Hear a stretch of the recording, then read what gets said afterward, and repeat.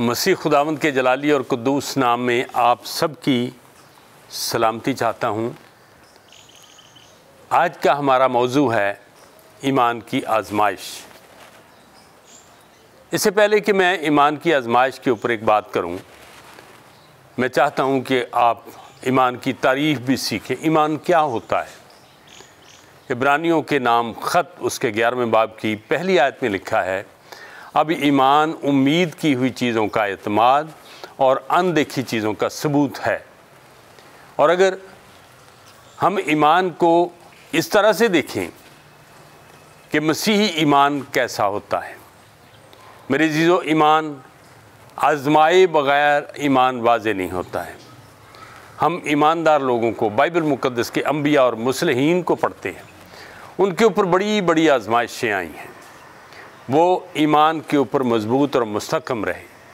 और ईमान की आज़माइश एक ऐसा लम्हा होता है, उस लम्हे को इम्तहान के अंदर जब हम लेके आते हैं, जहाँ हमें डाला जाता है, तो उसको पास करने के बाद जो बरकत मिलती है वो बहुत अजीम होती है।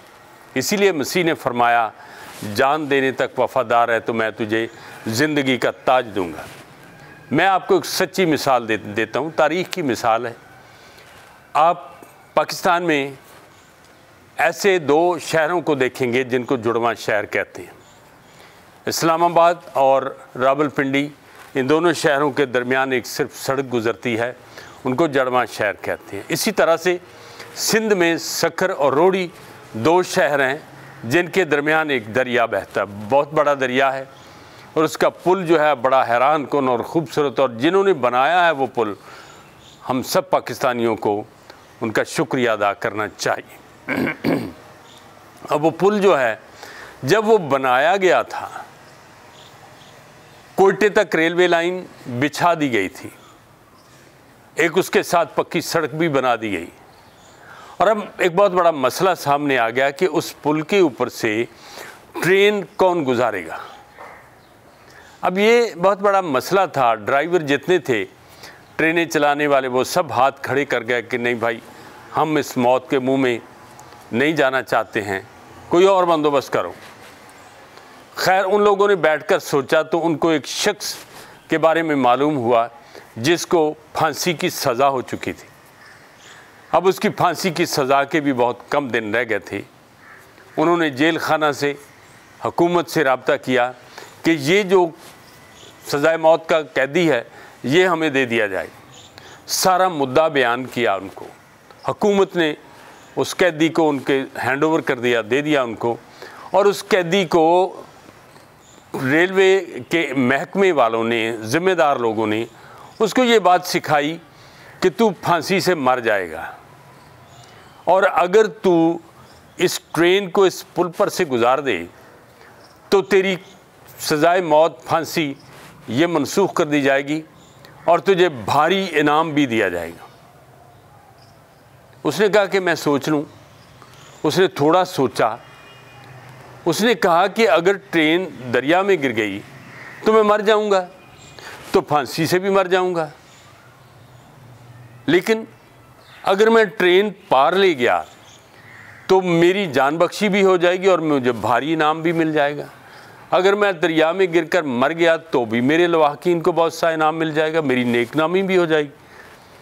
वो इत्तफाक कर गया और उसने मतलूबा वक्त पे, जब 2-3 दिन की ट्रेनिंग दे दी गई, तो ऐलान हो गया कि आज ट्रेन जो है ये सखर बराज के ऊपर से गुजरेगी। दुनिया इकट्ठी हो गई। अब वो आदमी, उसके साथ ड्राइवर बैठा हुआ था। बड़ी आहिस्ता आहिस्ता ट्रेन पुल के करीब आ रही थी, और जब पुल के थोड़ा फासले पर ट्रेन रह गई तो ड्राइवर साइड से उतर गया और वो आदमी ट्रेन को पुल के ऊपर चढ़ा देता है। एक खाना गुजरा, दूसरा गुजरा, तीसरा गुजरा, चौथा गुजरा, सारे दरिया के खाने ट्रेन पार कर गई। और जो ही उसका इंजन का डब्बा पार चला गया तो शोर हो गया बहुत ज़्यादा, और वो ट्रेन पार निकल गई।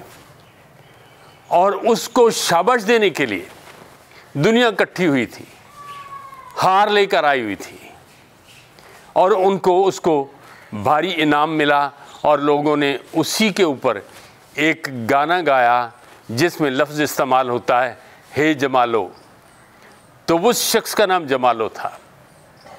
उसने ज़िंदगी भी पाई, इनाम भी पाया, मगर उसको उस आजमाइश में से गुज़रना पड़ा। मेरे अज़ीज़ों, जब यीशु मसीह ने फरमाया है कि जान देने तक वफ़ादार है तो मैं तुझे ज़िंदगी का ताज दूंगा, हम जान देने को कितना तैयार हैं? हमें इसको अमली जामा पहनाना होगा, अपनी जान को दूसरों के लिए वक़्फ़ करना होगा, अपनी ज़िंदगी का हिस्सा पड़ोसियों के लिए, गरीब गुरबा के लिए, ज़रूरतमंदों के लिए वक़्फ़ करना होगा।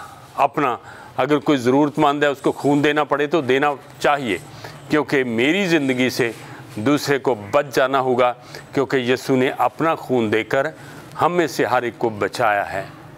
खुदावंद हमें ऐसा ही करने की तौफीक दे, खुदावंद बरकत दे।